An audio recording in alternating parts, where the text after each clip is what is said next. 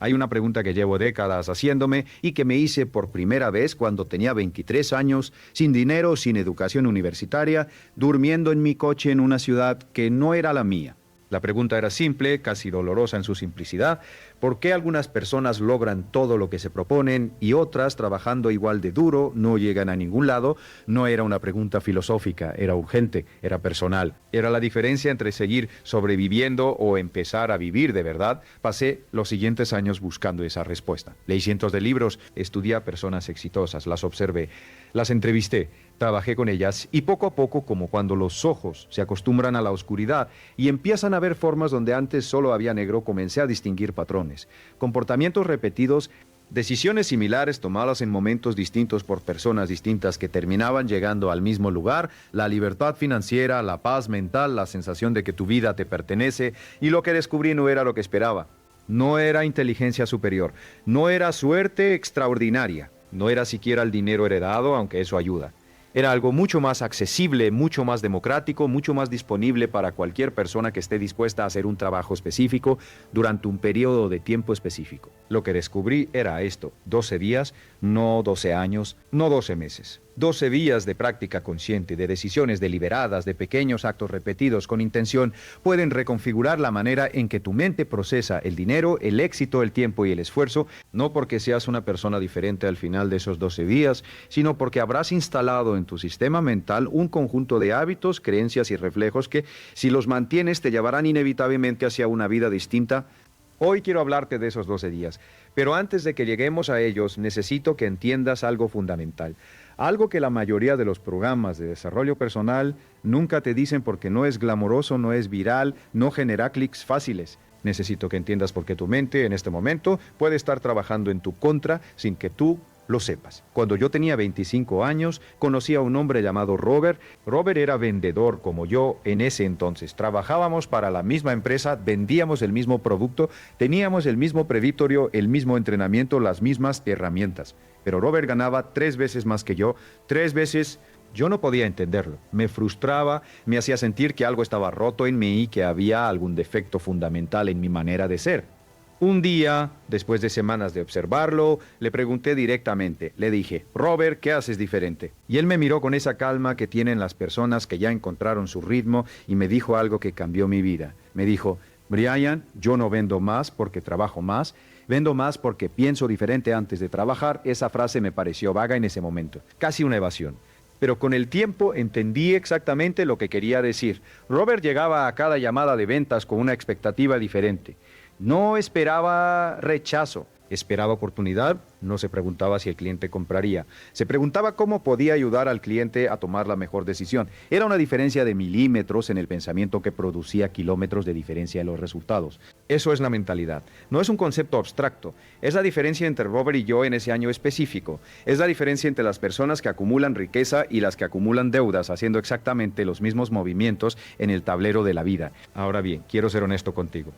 La palabra mentalidad se ha desgastado, se usa tanto en tantos contextos distintos que ha perdido su filo. Así que voy a evitarla por un momento y voy a hablarte de algo más concreto: el diálogo interno. Cada uno de nosotros tiene una voz en la cabeza que comenta todo lo que hacemos, todo lo que vemos, todo lo que planeamos. Esa voz es el resultado de décadas de programación. Lo que te dijeron tus padres sobre el dinero, lo que viste en tu casa cuando eras niño, los mensajes que absorbiste de tu entorno, tus fracasos pasados, tus miedos no resueltos, esa voz habla constantemente. Y la mayoría de las personas nunca la cuestionan, la toman como verdad. La obedecen sin saberlo. Te voy a dar un ejemplo específico. Cuando alguien con programación financiera negativa ve una oportunidad de negocio, ¿qué dice esa voz interna? Dice: esto es muy arriesgado. Yo no soy de esas personas que tienen éxito en los negocios. Probablemente va a fallar. No tengo suficiente dinero para empezar. No soy lo suficientemente inteligente. No es el momento correcto. Y así esa persona no actúa. No porque la oportunidad sea mala, sino porque su voz interna la paraliza antes de que pueda evaluar la oportunidad de manera objetiva. Ahora, cuando alguien con programación financiera positiva ve la misma oportunidad, su voz dice: esto es interesante. ¿Qué necesitaría aprender para hacerlo funcionar? ¿Quién lo ha hecho antes y a quién puedo preguntarle cuál es el primer paso que puedo dar hoy? ¿Qué es lo peor que podría pasar y podría sobrevivir eso? Esa persona actúa. No porque sea más valiente en abstracto, sino porque su conversación interna la lleva hacia la acción en lugar de alejarla de ella. El primer día de esos 12 días que quiero que practiques es precisamente este: escucha tu voz interna sobre el dinero. Solo escúchala, no la juzgues todavía. No intentes cambiarla todavía, simplemente durante un día entero, cada vez que pienses en dinero, en una compra, en una oportunidad, en una factura, en tus ahorros, presta atención a lo que esa voz dice, escríbelo si puedes. Ese registro es el mapa de tu programación financiera actual y no puedes cambiar lo que no puedes ver. He trabajado con miles de personas a lo largo de mi carrera y cuando hago este ejercicio con ellas, la reacción más común es sorpresa, sorpresa genuina. Personas que creían que tenían una actitud positiva hacia el dinero descubren que su voz interna está llena de frases como: el dinero no crece en los árboles, la gente rica es egoísta, yo no nací para ser rico, si tuviera más dinero me complicaría la vida, el dinero no da la felicidad. Frases que escucharon de niños y que se instalaron como verdades absolutas, como el sistema operativo de su relación con la prosperidad. Y aquí viene la primera revelación que quiero compartir contigo, algo que contradice lo que mucha gente cree. La mayoría de las personas piensa que su situación financiera actual es el resultado de sus circunstancias externas, la economía, el país donde nacieron, la familia que tuvieron, las oportunidades que tuvieron o no tuvieron. Y sí, esas cosas influyen. Nadie lo niega, pero no son el factor determinante. El factor determinante es la relación que tienes con el dinero en tu mente antes de que hagas cualquier movimiento en el mundo real.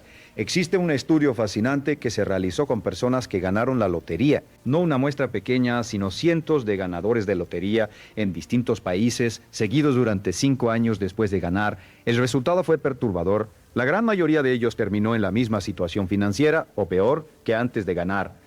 Algunos terminaron en deudas mayores, algunos perdieron relaciones, algunos experimentaron niveles de estrés más altos que antes de tener el dinero. ¿Por qué? Porque el dinero llegó a sus manos, pero no llegó a su mente. Su programación interna no había cambiado, y esa programación, como agua que siempre encuentra su nivel, los llevó de vuelta a donde estaban. El dinero externo sin transformación interna es temporal, siempre. Por el contrario, he conocido personas que lo perdieron todo, literalmente todo, y en 5 años reconstruyeron su fortuna. No porque tuvieran suerte 2 veces, sino porque la manera en que su mente procesaba el dinero, las oportunidades y el esfuerzo era tan sólida que el resultado era casi inevitable. Cuando la programación interna es correcta, el dinero no es un destino, es una consecuencia. El segundo día de tu práctica de 12 días es este. Identifica 3 creencias limitantes sobre el dinero que escuchaste en tu infancia, solo 3. No tienes que resolver todas las distorsiones de tu psicología financiera en un día, solo 3. Escríbelas. Y luego al lado de cada una escribe la creencia opuesta, la creencia que tendría alguien que respetas por su éxito financiero. No tienes que creer esa nueva creencia todavía, solo escríbela. Porque el simple acto de escribirla comienza a crear una nueva vía neuronal, una nueva posibilidad en tu mente. Ahora quiero hablarte de algo que llamo la trampa del esfuerzo visible. Es uno de los errores más comunes que veo en personas talentosas, trabajadoras, genuinamente comprometidas con mejorar su vida. Y es un error que yo mismo cometí durante años. La trampa del esfuerzo visible es la creencia de que trabajar mucho y trabajar bien son lo mismo. No lo son. He conocido a personas que trabajan 16 horas al día durante décadas y nunca alcanzan la libertad financiera.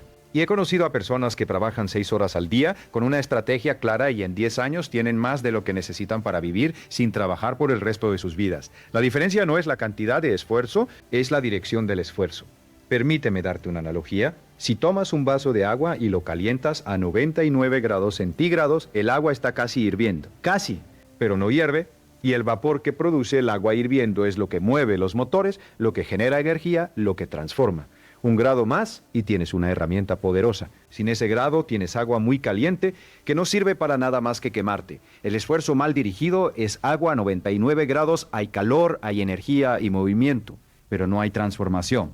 Y muchas personas pasan su vida entera a 99 grados, sin nunca encontrar ese grado adicional que lo cambia todo, que no es más esfuerzo sino mejor dirección. ¿Cuál es ese grado adicional? Es lo que los economistas llaman retorno sobre el tiempo invertido. No es cuántas horas trabajas, es cuánto valor produces por cada hora que inviertes. Y esto requiere que te hagas una pregunta que muy pocas personas se hacen con honestidad. ¿Cuál es el uso más valioso de mi tiempo en este momento? No el más urgente, no el más cómodo, no el que te hace sentir más ocupado. El más valioso, el que produce los resultados más significativos en relación con tus metas más importantes. El tercer día de tu práctica es dedicarlo a esta pregunta.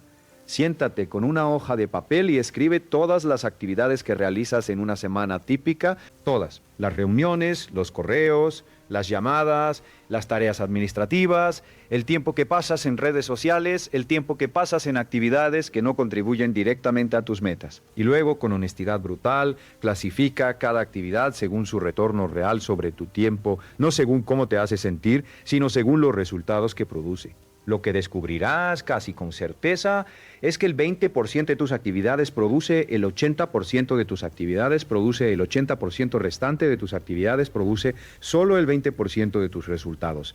Esto no es una teoría, es la ley de Pareto y se cumple con una consistencia casi matemática en prácticamente todos los campos de la actividad humana. La pregunta que sigue es obvia pero incómoda. Si ya sabes cuál es ese 20% de actividades de alto valor, ¿por qué no pasas más tiempo en ellas? La respuesta casi siempre es una combinación de miedo y comodidad. Las actividades de alto valor suelen ser las más difíciles emocionalmente. Requieren concentración profunda, requieren tomar decisiones, requieren enfrentar incertidumbre. Y nuestro cerebro, diseñado para conservar energía y evitar el dolor, nos empuja hacia las actividades de bajo valor que se sienten productivas, pero no lo son. Responder correos se siente productivo, estar en reuniones se siente productivo. Organizar el escritorio se siente productivo. Organizar el escritorio se siente productivo. Pero ninguna de esas cosas, en la mayoría de los casos, es lo que mueve tu vida hacia adelante de manera significativa. Quiero contarte algo que le sucedió a una empresaria que conocí hace algunos años. Tenía un negocio de consultoría que funcionaba, pero apenas. Trabajaba 12 horas al día, 6 días a la semana, y al final de cada mes sentía que había corrido una maratón, pero no había avanzado un metro.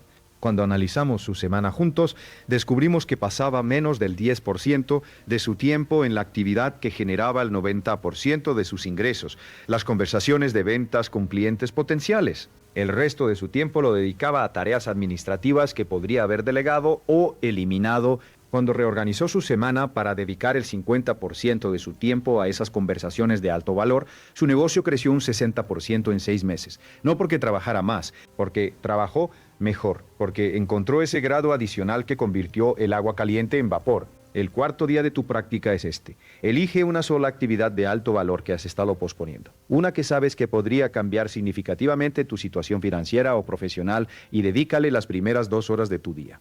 No las últimas 2 horas cuando ya estás agotado. Las primeras 2, cuando tu mente está fresca y tu voluntad está en su punto más alto. Esto puede sonar simple y lo es.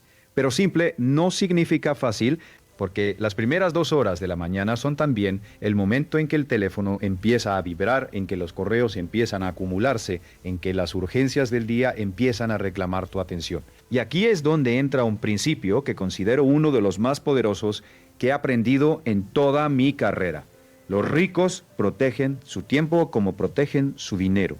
Los pobres regalan su tiempo y luego se preguntan por qué no tienen dinero. No lo digo como un juicio moral, lo digo como una observación de patrones. El tiempo es el único recurso verdaderamente no renovable. El dinero perdido puede recuperarse, el tiempo perdido nunca. Y sin embargo, la mayoría de las personas protegen su dinero con más celo que su tiempo. Se molestan si alguien les cobra de más en un restaurante, pero no se molestan cuando alguien les roba 2 horas de su día con una reunión que no tenía propósito.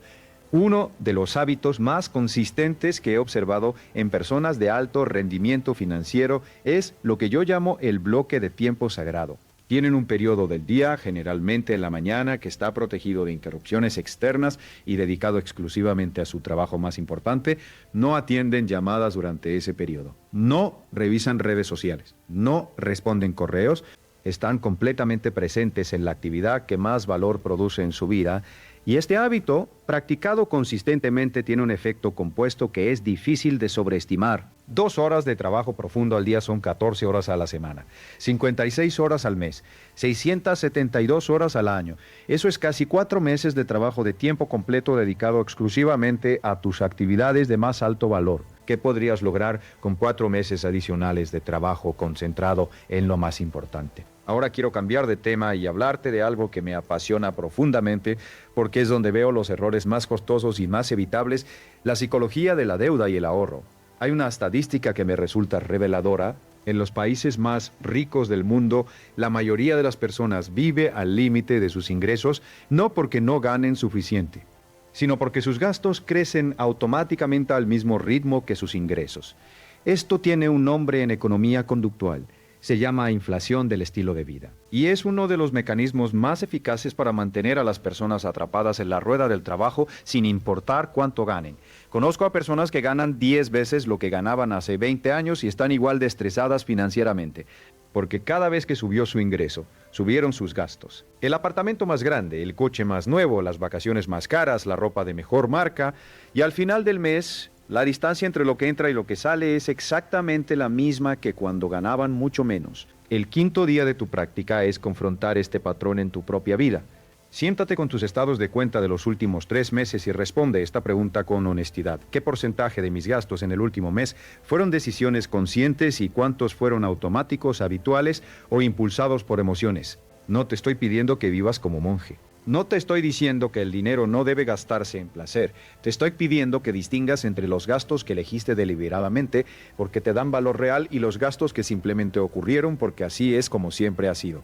Hay una regla que aprendí hace muchos años de un mentor que tenía una fortuna considerable y vivía en una casa modesta, conducía un coche de 5 años y nunca hablaba de dinero en conversaciones sociales. La regla era esta: págame primero, antes de pagar cualquier factura, antes de comprar cualquier cosa, antes de que el dinero de tu ingreso se distribuya hacia el mundo exterior, separa un porcentaje fijo para ti mismo, para tu futuro, para tu libertad.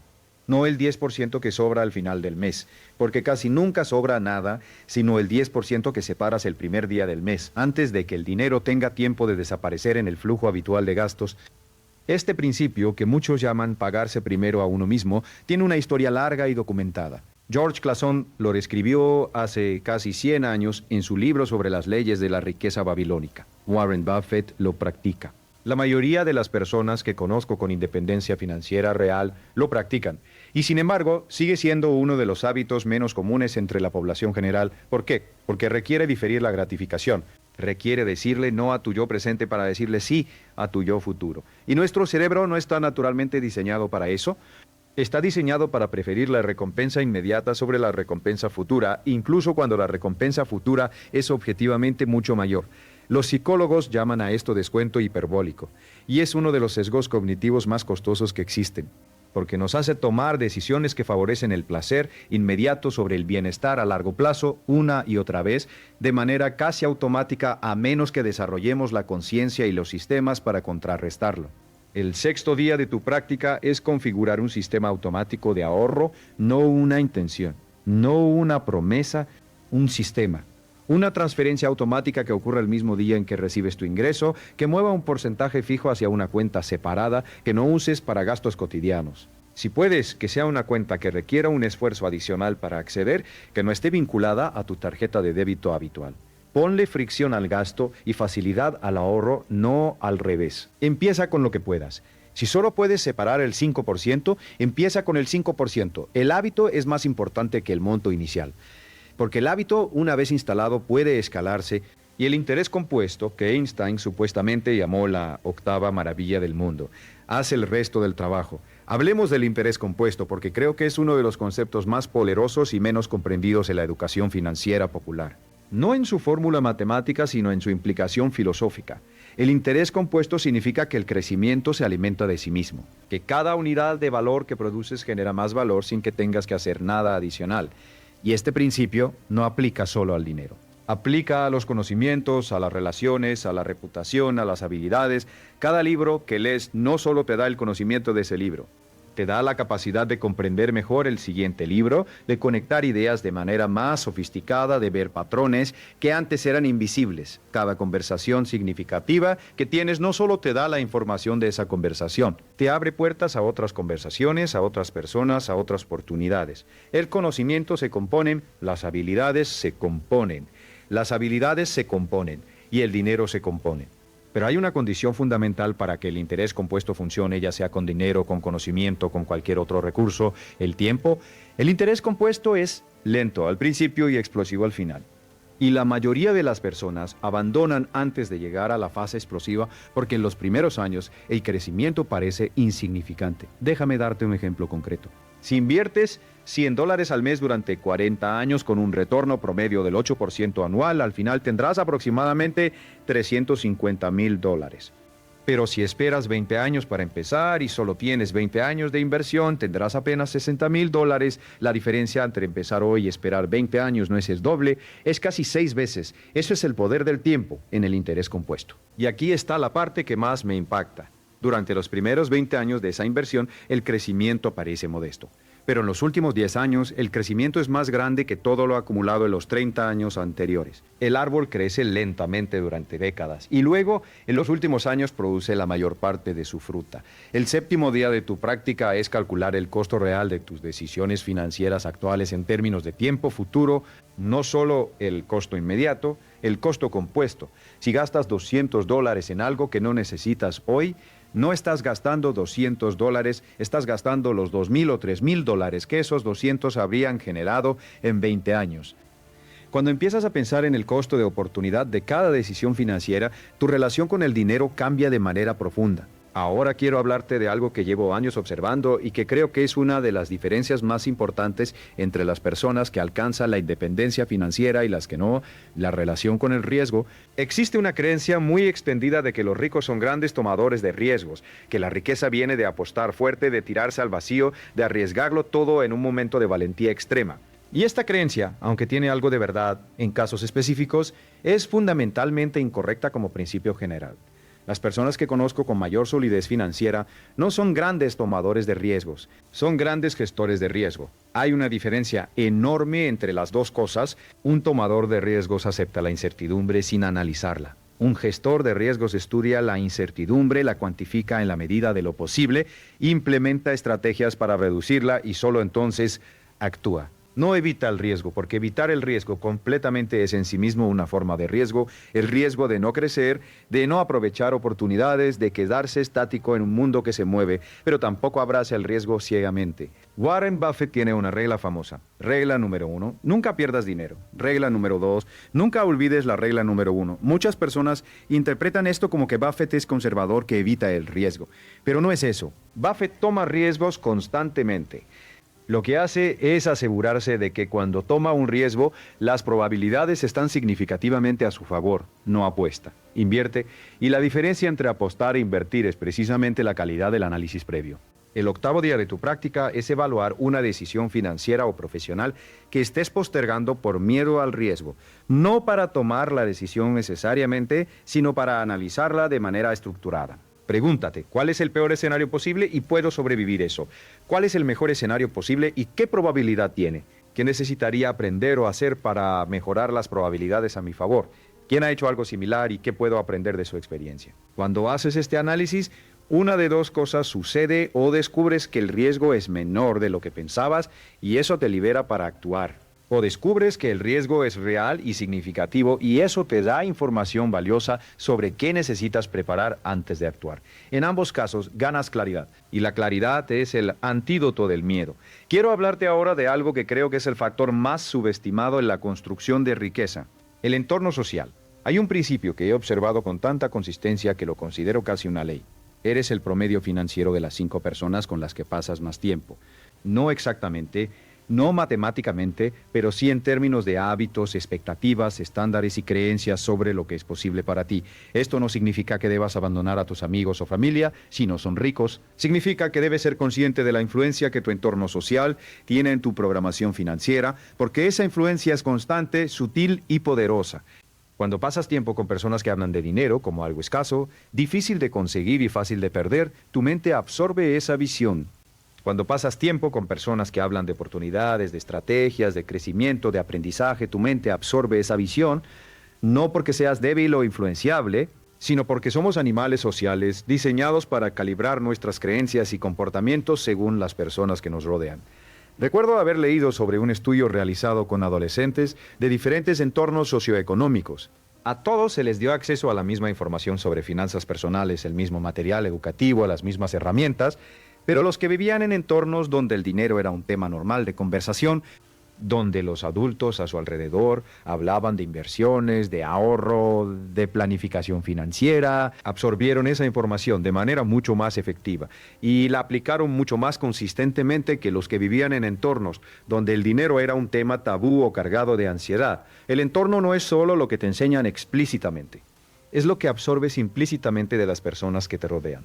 El 9º día de tu práctica es hacer un inventario honesto de tu entorno social en relación con el dinero.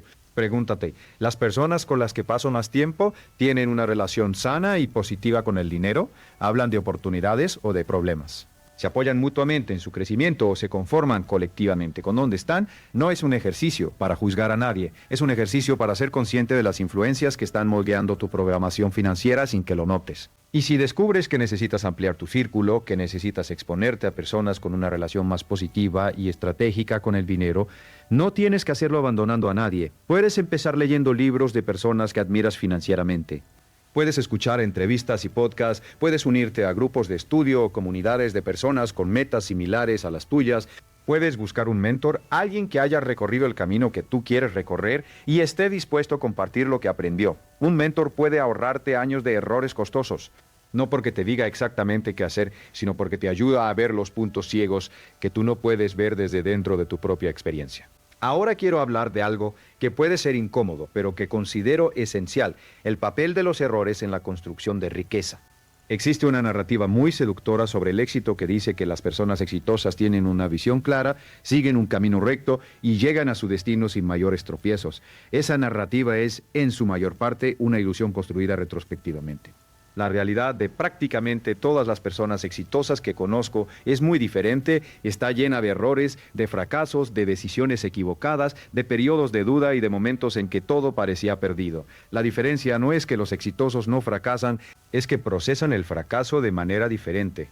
Cuando una persona con programación de escasez comete un error financiero, su voz interna dice: lo sabía, nunca voy a lograrlo, no soy bueno para esto, debería dejar de intentarlo. Y ese procesamiento convierte el error en evidencia de incapacidad, en una razón para detenerse. Cuando una persona con programación de abundancia comete el mismo error, su voz interna dice: ¿qué puedo aprender de esto? ¿Qué haría diferente la próxima vez? ¿Qué me dice este error sobre lo que necesito mejorar? Y ese procesamiento convierte el error en información, en una herramienta para mejorar. Thomas Edison hizo miles de experimentos fallidos antes de desarrollar la bombilla eléctrica. Cuando un periodista le preguntó cómo se sentía haber fallado tantas veces, Edison respondió que no había fallado, que había descubierto 10,000 maneras de cómo no hacer una bombilla. Esa respuesta no era solo un juego de palabras, era una descripción precisa de cómo procesaba la información que sus experimentos le daban. Yo mismo cometí errores financieros significativos en mis primeros años de negocios, invertí en proyectos que fracasaron, tomé decisiones basadas en entusiasmo en lugar de análisis. Confié en personas que no merecían mi confianza, y en ese entonces cada uno de esos errores se sentía devastador.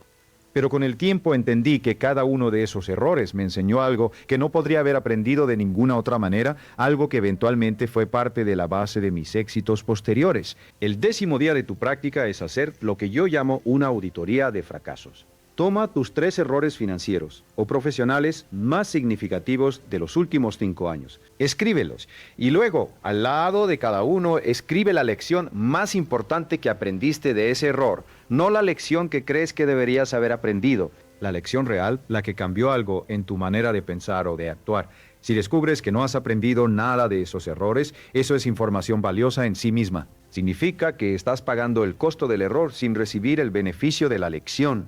Y eso es el peor de los mundos posibles. Quiero hablar ahora de un tema que creo que es fundamental y que raramente se trata con la profundidad que merece: la diferencia entre riqueza y apariencia de riqueza. Vivimos en una cultura que confunde las dos cosas de manera sistemática. Las redes sociales han amplificado esto hasta niveles que habrían sido inimaginables hace 20 años.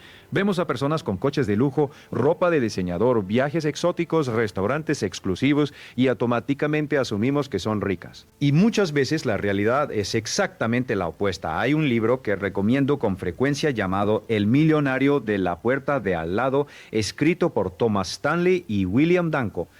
Es el resultado de décadas de investigación sobre los verdaderos millonarios en Estados Unidos y sus conclusiones son sorprendentes. La mayoría de los millonarios reales en ese país no viven en los barrios más exclusivos, no conducen los coches más caros, no usan la ropa más cara. Viven por debajo de sus posibilidades, ahorran e invierten consistentemente y acumulan riqueza de manera silenciosa y sostenida. Los vecinos que sí viven en los barrios exclusivos, que sí conducen los coches más caros, que sí muestran todos los símbolos de la riqueza, con frecuencia tienen patrimonios netos mucho más bajos, porque gastan su dinero en parecer ricos en lugar de invertirlo en serlo.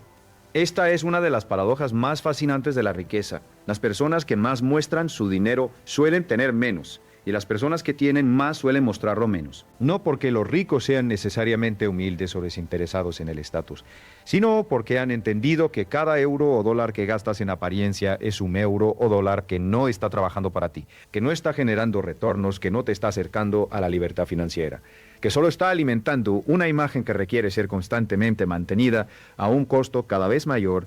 El 11º día de tu práctica es evaluar tu relación con la apariencia financiera. Pregúntate con honestidad, ¿cuánto de lo que gasto está motivado por lo que genuinamente quiero o necesito? ¿Y cuánto está motivado por lo que quiero que otros piensen de mí? No hay una respuesta correcta universal, pero hay una respuesta honesta para cada persona. Y esa honestidad puede liberar una cantidad significativa de recursos que actualmente están siendo consumidos por el deseo de aprobación externa. Esto me lleva a un principio que considero fundamental en la psicología del éxito, la distinción entre motivación interna y motivación externa. Las personas que construyen riqueza sostenible y duradera, en mi experiencia, están motivadas principalmente por razones internas. No trabajan duro para impresionar a otros. Trabajan duro porque encuentran significado en lo que hacen, porque tienen metas que les importan profundamente, porque el proceso de crecimiento en sí mismo les genera satisfacción. Las personas que buscan la riqueza principalmente para la validación externa, para demostrar algo a alguien, para llenar un vacío emocional con símbolos de estatus, suelen tener una relación más inestable y ansiosa con el dinero, porque la motivación externa nunca es suficiente. El coche nuevo impresiona durante unas semanas y luego necesitas algo más nuevo, algo más grande, algo más visible. Es una rueda que gira sin llegar a ningún destino real. La pregunta que me parece más útil para identificar tu motivación real es esta. Si nadie pudiera ver jamás tu éxito, si nadie supiera cuánto tienes o ganas o logras, ¿seguirías persiguiendo las mismas metas con el mismo nivel de compromiso? Si la respuesta es sí, tu motivación es principalmente interna. Si la respuesta es no o dudas, hay trabajo que hacer en clarificar por qué realmente quieres lo que quieres. Y esto no es un juicio, es una invitación a conocerte mejor. Porque las personas que conocen sus motivaciones reales toman decisiones más alineadas, más consistentes y más satisfactorias que las que actúan desde motivaciones que nunca han examinado.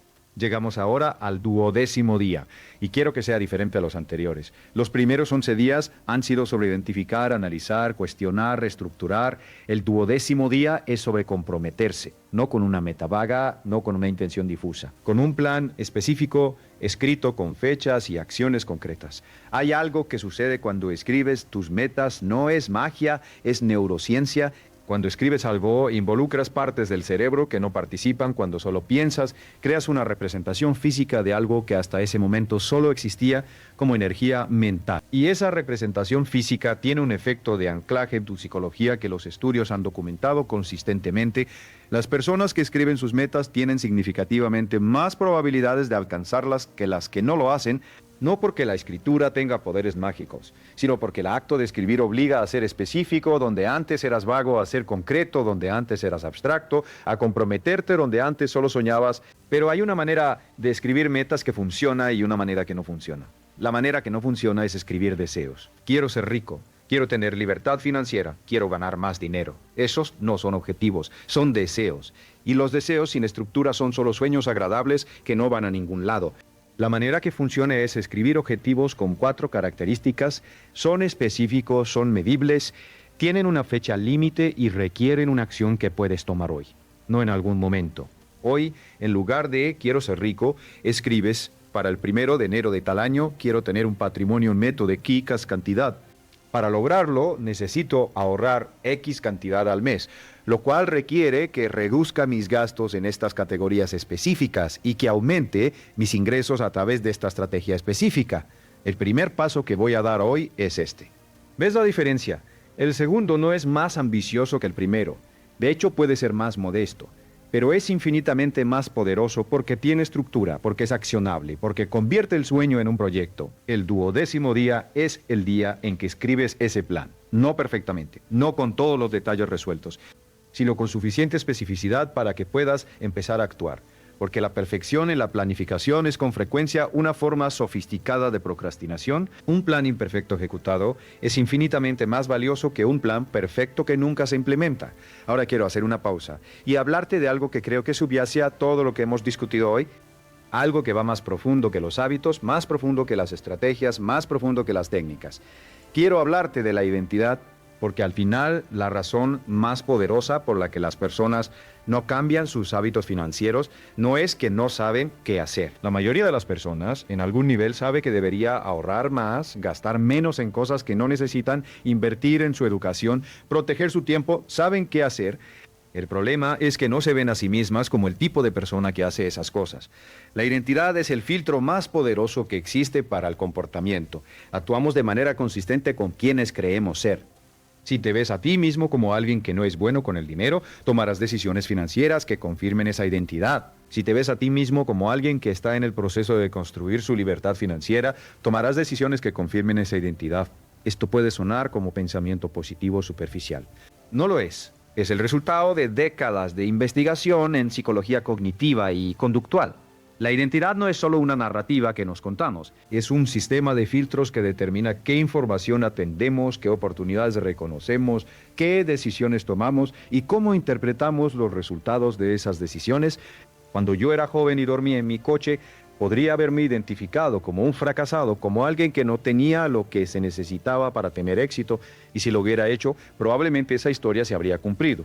Pero en algún momento, y no sé exactamente cuándo ni cómo, empecé a identificarme como alguien que estaba aprendiendo, como alguien que estaba en el proceso, como alguien que eventualmente encontraría la manera. Esa identidad no me hizo rico de la noche a la mañana, pero me mantuvo en movimiento cuando todo a mi alrededor sugería que debería detenerme. Me hizo buscar mentores cuando podría haberme conformado con quejarme. Me hizo leer cuando podría haber visto televisión. Me hizo intentar otra vez cuando podría haberme rendido. La identidad no garantiza el éxito, pero determina si sigues intentándolo cuando el éxito todavía no ha llegado.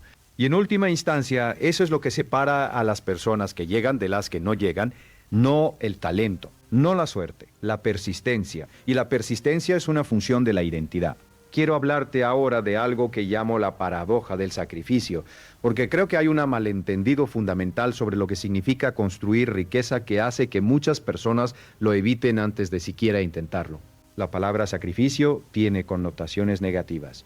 Implica privación, renuncia, dolor, y cuando la gente piensa en construir riqueza, con frecuencia la imagina como una larga serie de sacrificios. No puedo disfrutar el presente porque estoy ahorrando por el futuro, no puedo hacer lo que quiero porque tengo que trabajar, no puedo gastar en lo que me gusta porque tengo que invertir. Esta visión es tanto incorrecta como contraproducente. Incorrecta porque no describe la realidad de las personas que realmente han construido riqueza, y contraproducente porque hace que el proceso de construcción de riqueza parezca un camino de sufrimiento que pocas personas estarían dispuestas a recorrer.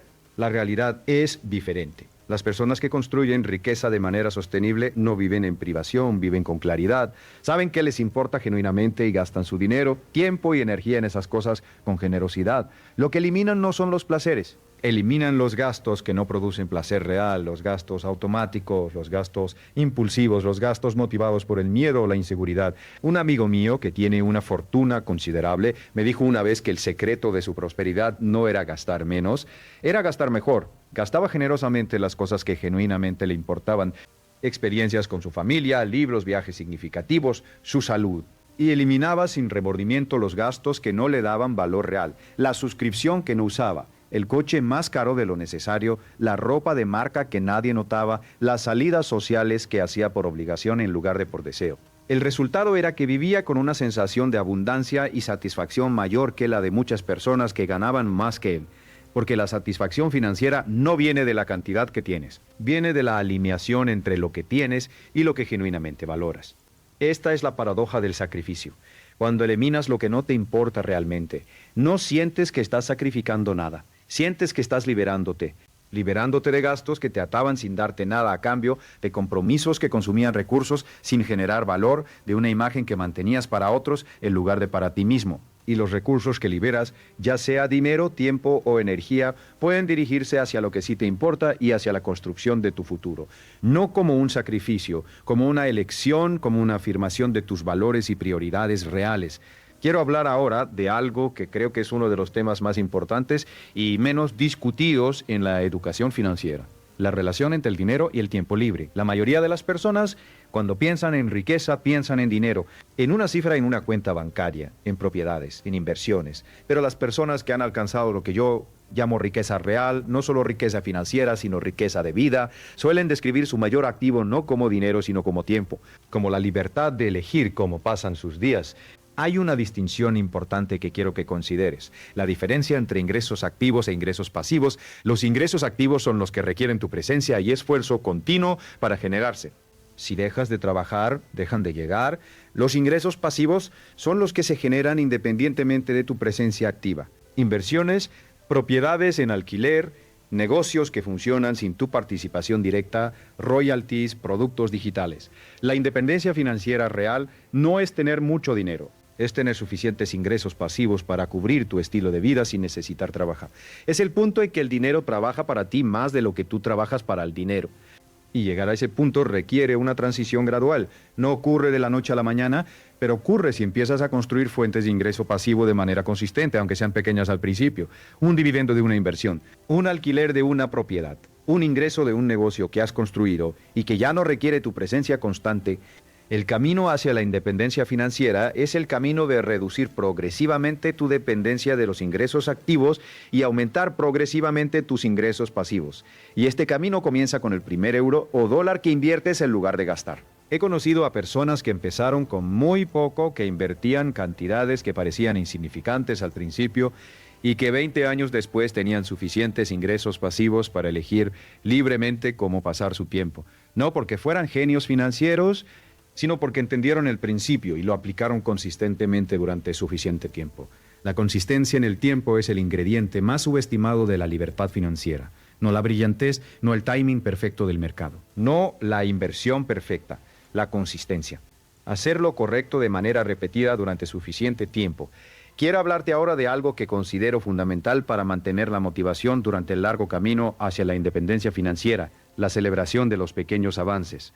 Nuestro cerebro está diseñado para responder a las recompensas. Cuando experimentamos un logro, aunque sea pequeño, se libera dopamina, el neurotransmisor del placer y la motivación. Y esa liberación de dopamina refuerza el comportamiento que llevó al logro, haciéndolo más probable en el futuro.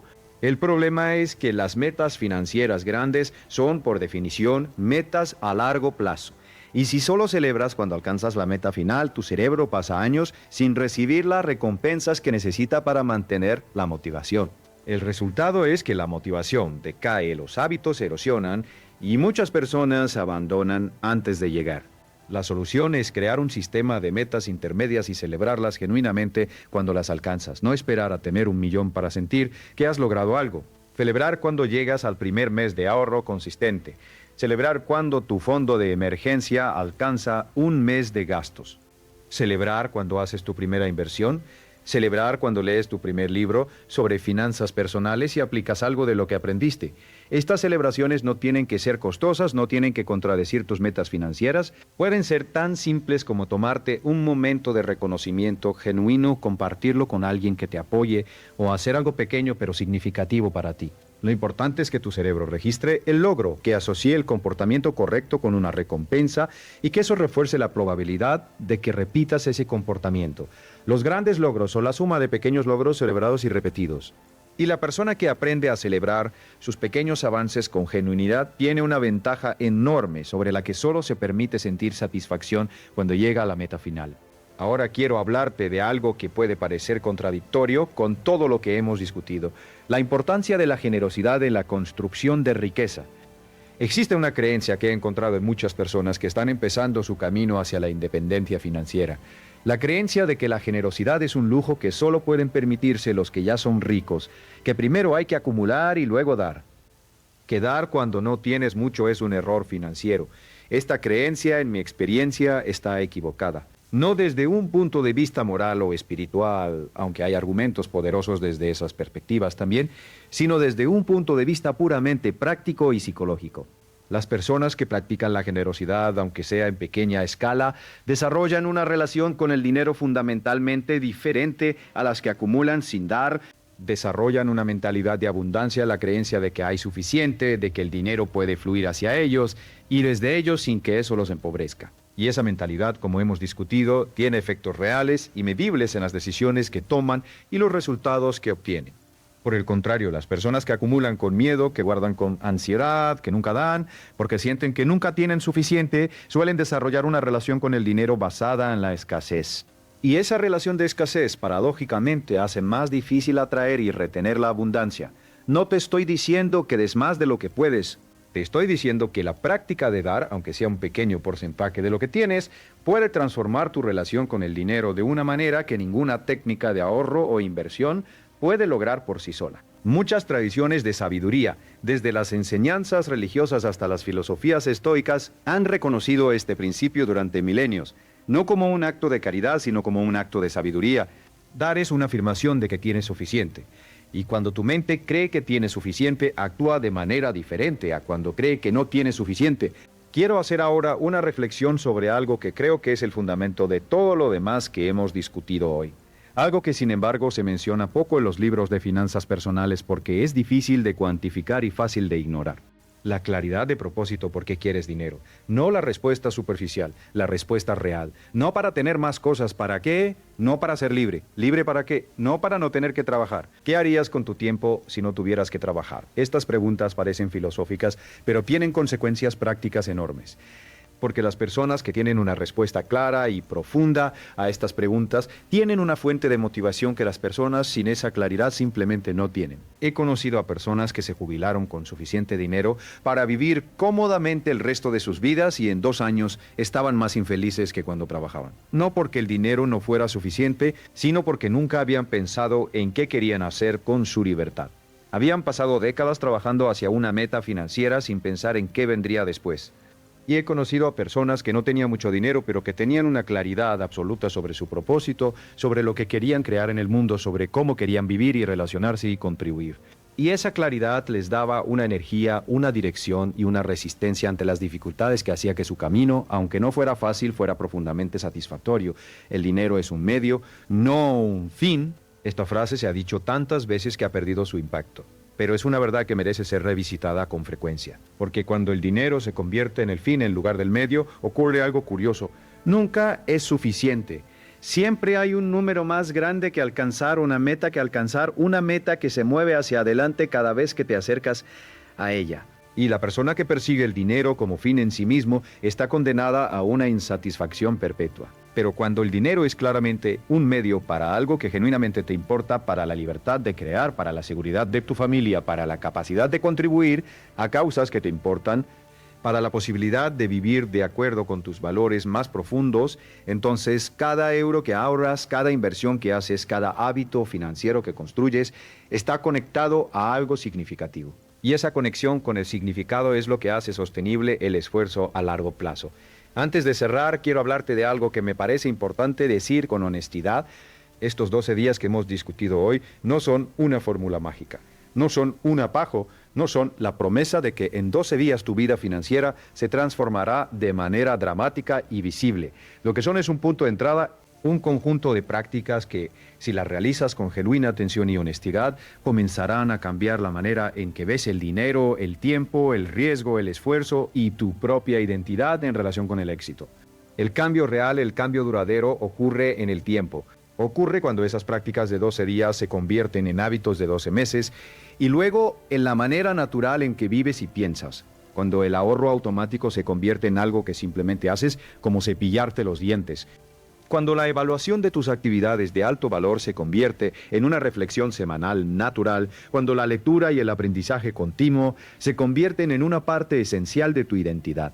He visto a personas transformar sus vidas financieras de manera dramática, no en 12 días, sino a través de cambios pequeños y consistentes que comenzaron en un momento específico y se mantuvieron durante años. Y lo que invariablemente me dicen cuando les pregunto qué fue lo más importante en su transformación, no es una estrategia de inversión específica, no es un libro en particular, no es un mentor en concreto, es el momento en que decidieron que iban a cambiar, el momento en que pasaron de esperar que las circunstancias cambiaran a tomar responsabilidad activa de sus propias circunstancias. Ese momento es disponible para ti ahora mismo, no en algún momento, futuro cuando las condiciones sean perfectas. Ahora, con lo que tienes, con lo que sabes, con dónde estás, porque la verdad que he aprendido después de décadas trabajando con personas en todos los niveles de ingreso y riqueza es esta. Las condiciones nunca son perfectas. Siempre habrá una razón para esperar. Siempre habrá una incertidumbre que justifique la inacción. Siempre habrá algo que no está listo todavía. Las personas que esperan las condiciones perfectas para empezar suelen esperar toda su vida. Las personas que empiezan con las condiciones imperfectas que tienen ahora son las que eventualmente crean las condiciones que querían tener. Empieza donde estás, usa lo que tienes, haz lo que puedes y hazlo hoy. Quiero dejarte con algo que espero que lleves contigo más allá de esta conversación. Una imagen que me parece poderosa. Piensa en un árbol, no el árbol que ves hoy con su tronco grueso y sus ramas extendidas. Piensa en la semilla de ese árbol. Una semilla pequeña, aparentemente insignificante, que si la vieras en la palma de tu mano no te daría ninguna indicación del árbol que podría llegar a ser. Esa semilla no se convierte en árbol de la noche a la mañana. Necesita tiempo. Necesita las condiciones adecuadas, necesita ser plantada en el suelo correcto, necesita agua y luz, y necesita que nadie la desentierre prematuramente para ver si está creciendo. Tus hábitos financieros son esa semilla. Tu práctica de 12 días, el momento de plantarla, los meses y años de consistencia son el agua y la luz. Y la libertad financiera, la vida que quieres vivir, es el árbol que crece de manera inevitable si la semilla es plantada y cuidada. No puedes ver el árbol hoy, solo puedes ver la semilla, solo puedes confiar en el proceso, solo puedes hacer el trabajo de hoy, que es plantar, regar y proteger lo que has comenzado. Pero el árbol está ahí en potencia, esperando las condiciones que tú puedes crear. Y cuando llegue el día en que te sientes bajo su sombra, cuando tengas la libertad y la seguridad que hoy parecen distantes, recordarás este momento en que elegiste plantar en lugar de esperar. Ese día llegará, pero solo si empiezas hoy. Gracias por estar aquí. Gracias por tu atención y tu disposición a reflexionar con honestidad sobre tu vida y tus posibilidades. Ese es en sí mismo un acto de valentía que muy pocas personas están dispuestas a realizar. Ahora ve y planta tu semilla.